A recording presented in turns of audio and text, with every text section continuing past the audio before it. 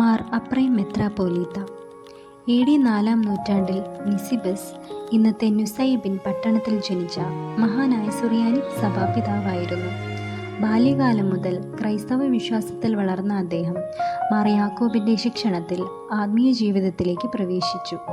പിന്നീട് ഡീക്കൻ പദവി സ്വീകരിക്കുകയും ഉടമ്പടിയുടെ മക്കൾ എന്ന തപസ് സമൂഹത്തിൽ അംഗമാവുകയും ചെയ്തു.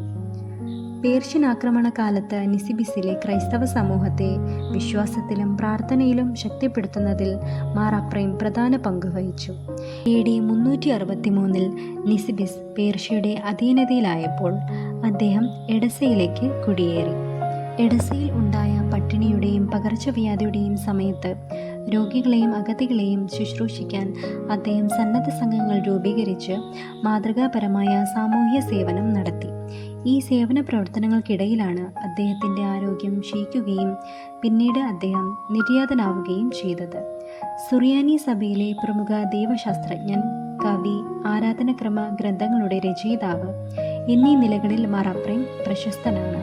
ദൈവിക സത്യങ്ങൾ കാവ്യാത്മകമായി അവതരിപ്പിച്ച അദ്ദേഹത്തെ കത്തോലിക്ക സഭ 1920 സഭാ പണ്ഡിതനായി പ്രഖ്യാപിച്ചു.